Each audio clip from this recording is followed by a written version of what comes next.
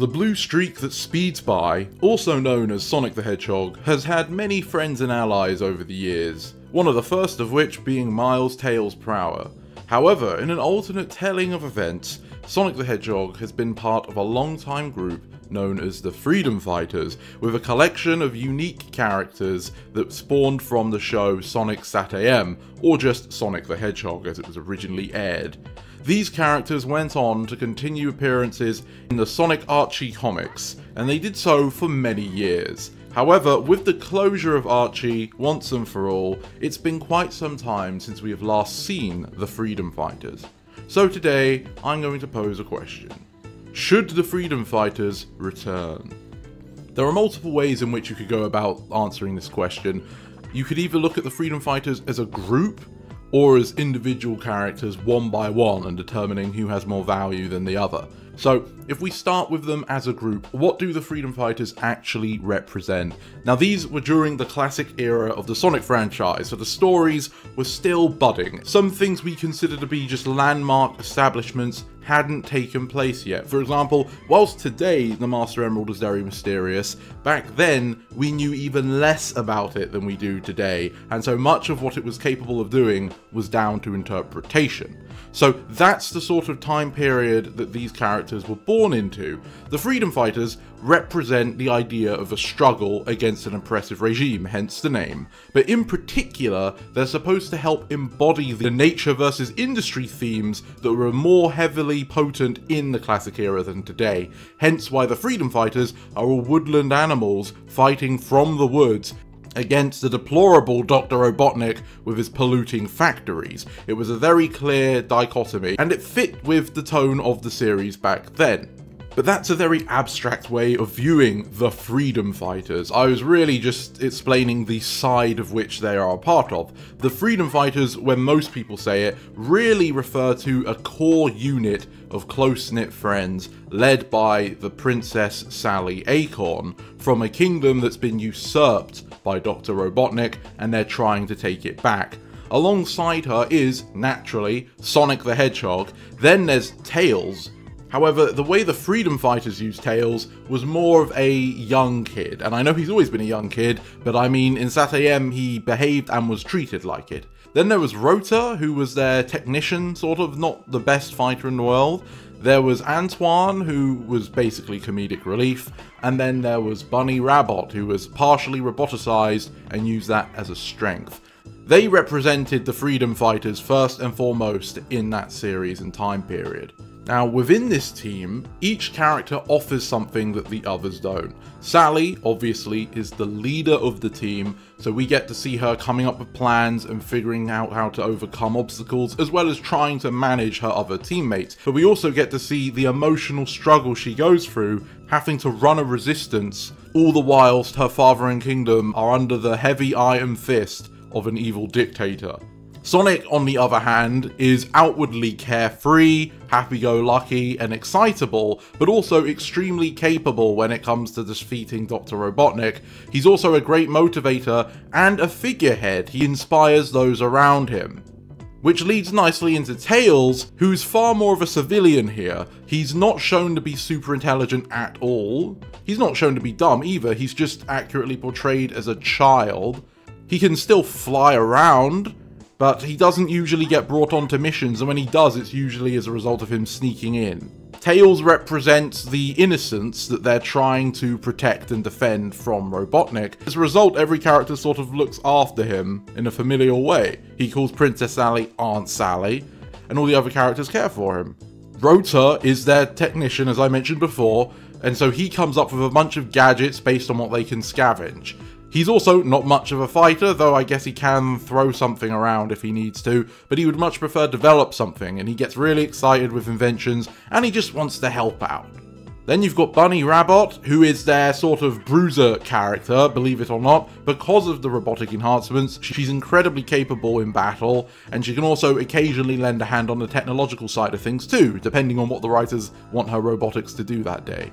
But as a result, She, alongside Sonic, are really the heavy hitters in the fights of the Freedom Fighters, and she is equally as valuable. But she's also a solid friend and companion to her allies, and usually tries to provide emotional counsel and support whenever some of them are having a tough time. Naturally though, since she's partially roboticized, it also opens up the door into looking into her own emotional struggles and turmoil as she tries to figure out what the future contains for her now that she's like this. And last, and certainly most least, is Antoine, who is just comedic relief. His backstory is that his dad was a royal guard, I believe, and so he wants to emulate that, but unlike his family, he's a coward despite what he says, and usually ends up getting everyone in far more trouble due to making some sort of blunder. He's also just really supposed to be mocking the French, which, saying out loud, I can kind of see the value there, but no, in all seriousness, he is just a joke character, and honestly, he can usually be quite annoying too. So that is the Freedom Fighters, all of their units, most of their relations to each other. Some of you might be in big disagreement with what I just said, because since these characters continued down into Archie, their personalities, traits and experiences all developed and evolved over time quite considerably. For example, Antoine ends up actually becoming a capable and respectable warrior, and tones down the comedic relief a fair notch. But that's where one of the first complications comes when we talk about the Freedom Fighters returning, because the Archie characterizations differ quite a bit from how they were in SatAM. And considering the reasons around Archie's closure with licensing disagreements and all that sort of thing, if the Freedom Fighters are to come back, I would highly suspect it would be their SatAM incarnations, their original portrayals, and the ones Sega has the most secure claim to. And that might annoy a lot of people, but that's an important element into this conversation when we ask, should they come back? If they come back, but it's going to be in a way where people that wanted them back aren't happy, is it worth bringing them back at all? Of course, for a lot of people, myself included, SatAM was the place we discovered these characters, so I'm fine with those portrayals, even if it means that their Archie future characterizations aren't brought up, which is also not entirely a bad thing. Some of these characters have had very questionable things done to them in Archie, so I'm not against that, though it does mean there will be certain character developments that were respected and valued that just won't be there, or they'll have to be redone. But that's also probably a good thing, since this will be the first time a lot of people will even see the Freedom Fighters. The bigger hurdle for these characters' return though is the why. What purpose would they serve? As we've just gone over, each of the characters in the team had their own reasons for being there, as well as ways they related to one another, and as a group they helped push the theme of nature versus industry. But in the current setting of the Sonic universe, things just can't work out the same way. Let's look at the obvious. Sonic the Hedgehog. We've seen his life. He has not been involved with the Freedom Fighters, and they've never been mentioned or seen outside of Sonic Spinball. They have no presence in the main series or its spin-off material whatsoever. And this presents a lot of problems because, naturally, the Freedom Fighters really relied on having Sonic present. He wasn't the only member, but he's a big part of that team and how everyone works together. You can bring them back without Sonic and adapt their story, but then again, is it going to make people satisfied when they wanted the Freedom Fighters to come back? I would argue for a lot of people, it wouldn't, even if perhaps they think it would. Not going to have those interactions or those bonds. Even the history that led to the formation of Freedom Fighters will have to be different. And how does that affect Princess Sally and the Kingdom? Robotnik, or Dr. Eggman, we've seen he's attacked all sorts of people across the world, but in SatAM it was clearly his biggest effort to take out the Freedom Fighters. So with the game version of events, or just the modern series in general, where we know that he wasn't mostly focused on fighting some kingdom we've never heard about, how are we going to portray that? Are they a kingdom that Eggman hasn't bothered at all, and the new story is that he's going after them for the first time? In which case, in terms of character development, the Freedom Fighters will be far behind the Sonic cast, and the story will be about them learning about Eggman, the threat he poses, and trying to emotionally adapt to the situation. But some of their agency is naturally just going to be swept away, because Sonic and Friends, or even just Sonic if we're going like that, are so capable at the current point, they'll be able to carry a lot of the burden and shelter them from a lot of the emotional challenges just by his pure capability alone. So they won't even get the same sort of development. And if you want to nerf Sonic for some reason and then make it play out the same, again, this is still a Sonic who already has a well-established group of friends and other interests, and this is still an Eggman who's seen all sorts of crazy things that the Freedom Fighters probably just can't live up to from his point of view. Then there's Tails, who is completely different characterization-wise to his Freedom Fighter counterpart. He's not a helpless child, he is certainly capable on his own, and most importantly, he's incredibly smart, incredibly talented. Tails completely negates his Freedom Fighter counterpart, but even Rota. So should these two groups come together, Rota is just going to be playing second fiddle at the one thing he's good at. Now, of course, you could present it as two different teams, like, oh, here's Team Sonic and they're teaming up with the Freedom Fighters. But even then, Rota's big moment is just going to be learning from Tails, most likely. Nothing he's going to do is going to be able to overshadow Tails unless the writers make it a really contrived and transparent occurrence. And you've got to ask, is it even worth putting in all the effort and risking perhaps diluting the genius of Tails just to bring Rota back? What else can he offer? Yeah, he's a nice person, that's great, but there's a lot of nice people on Sonic's team. With Tails being as capable as he is, and with the viewers or players in this instance not really having that connection with these new Freedom Fighters, Rota just doesn't bring enough to the table. He's supposed to be one of the main members of the crew, but he can't be, because when Sonic isn't a member of the Freedom Fighters themselves aren't the main characters. Yes, you can have a focus on them, most likely with Princess Sally, but each and every other member are going to feel more like those minor, quick show-up characters, because none of them are the main focus. If Sonic's coming alone, then he's obviously the main focus and we can spend a little bit more time on them, but if more likely Sonic's coming with at least some of his friends from the modern day, that waters down the time for these new Freedom Fighters even further. And Antoine, what on earth is coward, bumbling Antoine going to offer to the series? We already have more than enough comic relief characters, let me tell you.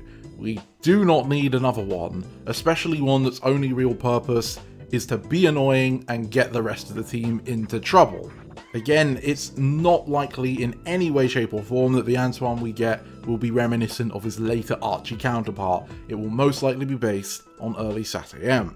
And that leaves Bunny, who is in a strange situation since roboticization is not really a thing in the Sonic universe, and either they're going to say Eggman has secretly been attacking and harassing the Kingdom of Acorn, so he's roboticized people and then for some reason never did it again, or she will get her robotic arms and legs through completely different means independent of Dr. Eggman.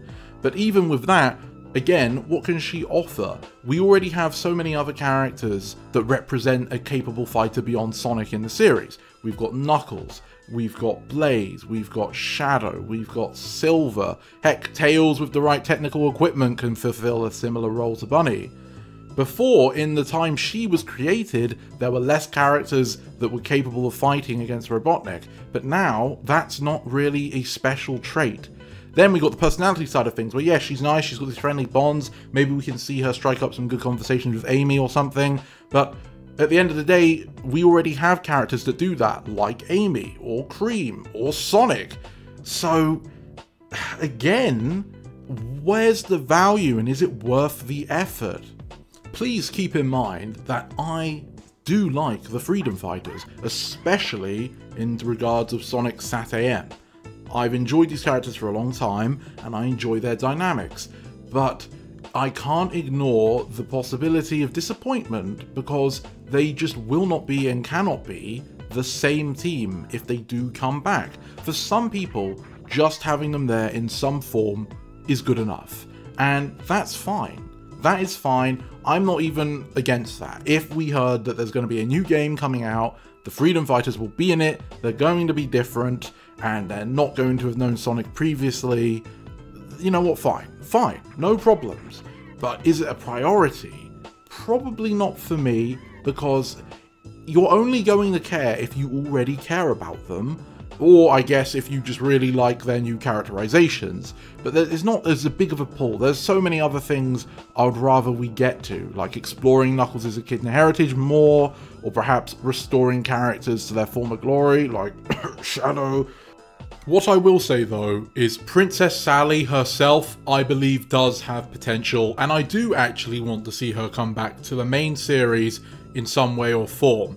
She has enough persisting, enduring, and easily identifiable character traits that she's exhibited throughout all of her incarnations, where even if she comes back under different circumstances, she can still be written and presented in a way that is clearly Sally, that is clearly that same character, just under a new lens, and she will be able to have unique dynamics with other characters, even different from Blaze, who is currently the main princess character in the series. They're not the same people, and they'll interact in different ways. They'll interact with each other in interesting ways. Sally doesn't need to be a combat role either. I think she can add a lot being a narrative-based character, whether it's in a comic or in the games themselves. So yes, Sally specifically, I do think has space to come in and can add some value. The rest of the Freedom Fighters, perhaps best saved for a later date. But maybe that doesn't matter. Maybe you do just want them back in any way, shape or form, even if it means they're not very similar to the characters you remember. So, should the Freedom Fighters come back? That's a tough question, isn't it? I'll leave that to you to answer.